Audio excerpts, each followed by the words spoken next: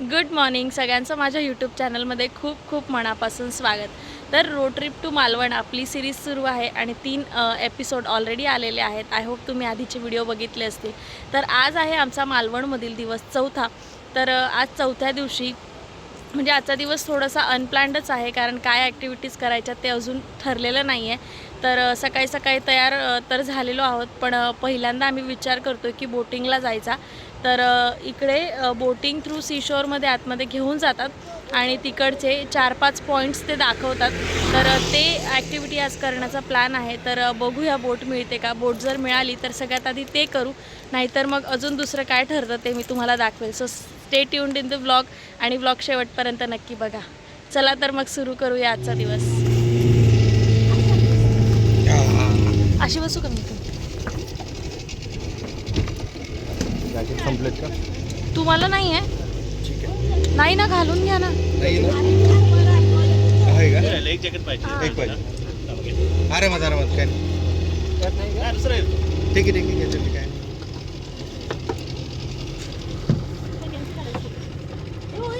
पुच्चू काय पुच्चू चुकीचे आपली कुठे चाललो आपण? काय बघू? ते नाही घालायचं. असू दे घालायचंच ना. छान आहे मॅडम.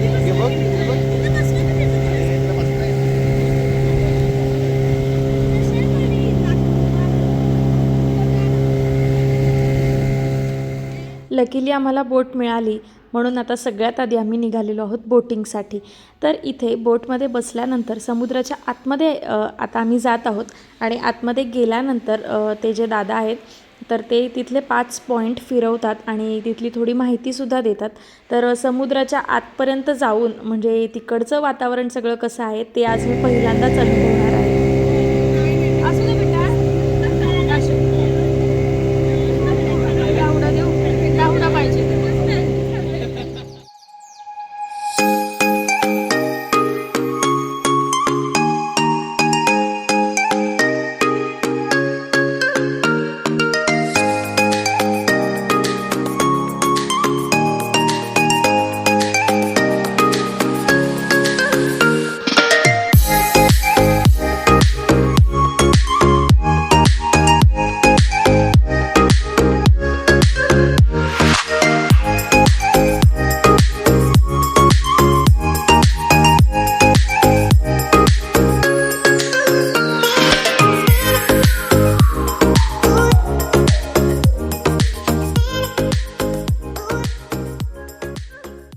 मालवणमधील तोंडवळी तळाशील बीच इथून आम्ही आमची बोट सफारी सुरू केली आणि सुरू केल्यानंतर सगळ्यात पहिल्या पॉईंटला ते दादा आम्हाला घेऊन पोहोचलेत, ते म्हणजे सर्जेकोट बंदर. फक्त सुरमईसाठी. कुठलं मंदिर म्हटला? सर्जेकोट. इथून मालवण जवळपास 4 किलोमीटर असेल. आणि हे जे आहे ना, हा पॉईंट हा आहे आपला संगम पॉईंट. गडमध्ये खाडीपूर काय समुद्राचं पाणी वरतीच्या वेळी जे आतमध्ये जातं जवळपास 15 ते 20 किलोमीटर वरती जातं. त्या पट्ट्याला आपण खाडीपार जी वाहते ना ती गड नसते. तर याच्या पायथ्याशी 3 गड आहे. जसं तुम्ही कणकवलीहून आतमध्ये आलात ना, तुम्हाला रामगड म्हणून लागणार आहे, भगवानगड लागणार आणि भरतगड, 3 गड आहे त्याच्या पायथ्याशी. त्याच्यामुळे त्याला गडनरी नाव पडतं. मासे समुद्रात पकडताना नदीत समुद्र डीप सी. खायला खाडीचे चांगले काय? बोट जेव्हा किनाऱ्यापासून दूर जाते तेव्हा मागे सुटतात साऱ्या चिंता. समोर असते ती फक्त क्षितिजाची ओढ. जणू लाटांच्या तालावर बोटही नाचते. सागरांच्या गूढ गोष्टी वाऱ्यावर गुंजते. पाण्याच्या प्रत्येक थेंबातून सूर्याची किरणं हिऱ्यासारखी चमकतात आणि आपण मात्र त्या निसर्गाच्या जादूमध्ये हरवून जातो.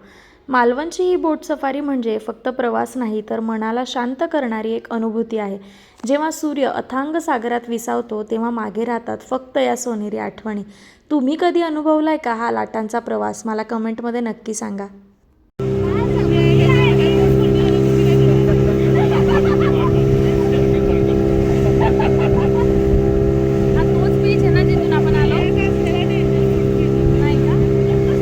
इकडे तर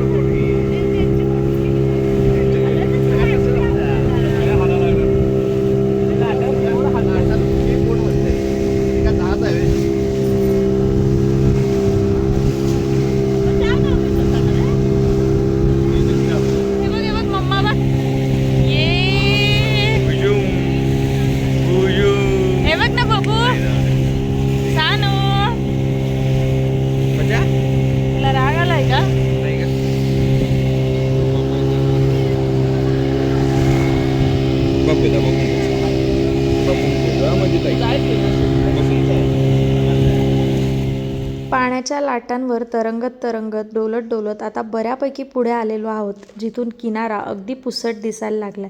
इतक्या मध्ये आल्यानंतर आता इथे आपण करणार आहोत डॉल्फिन सफारी. तर डॉल्फिन सफारीसाठी समुद्राच्या इतक्या आतपर्यंत दादा घेऊन आलेले आहेत. तर बघूया आता इकडे डॉल्फिन स्पॉट होतात का. सुरुवातीला तर त्यांची शेपटी म्हणजे वरचा जो भाग असतो टोकदार तो दिसतोय.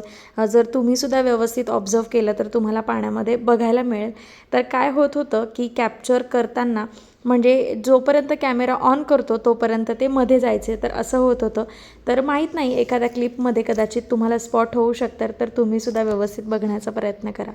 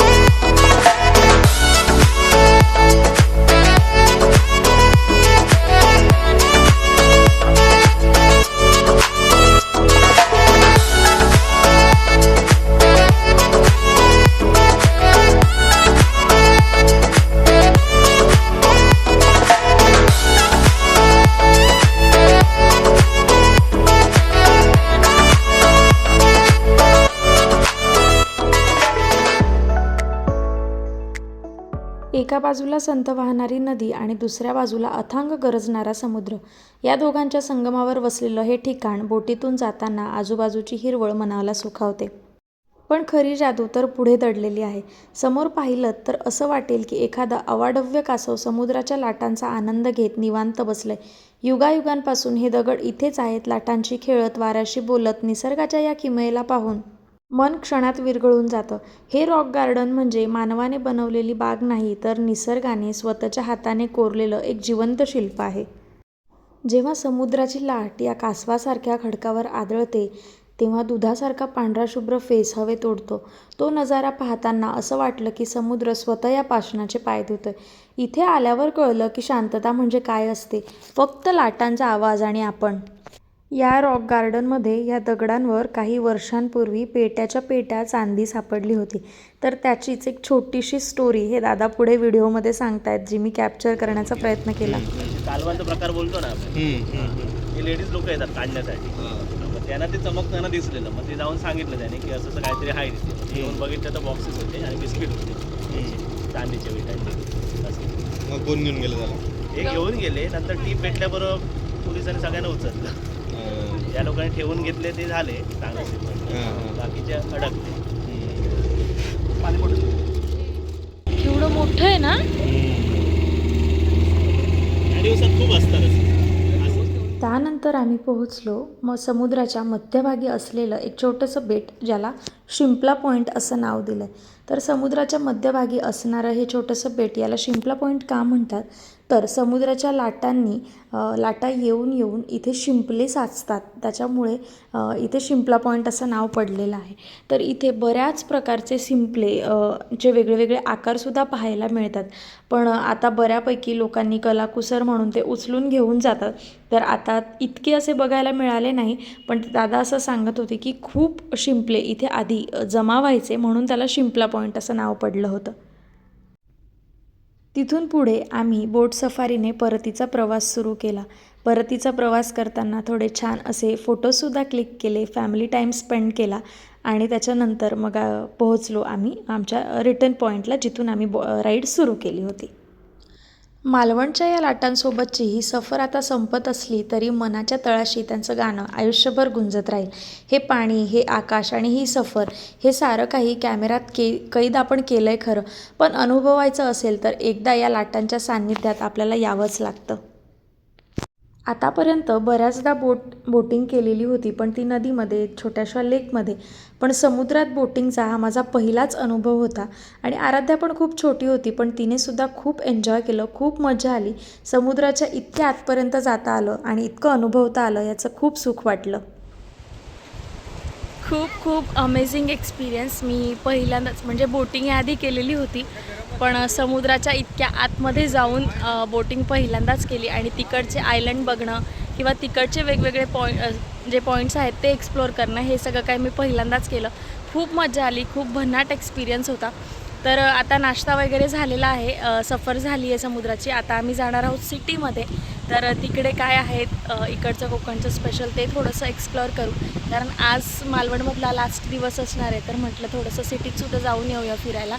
तर आता तिकडे जाऊया चला.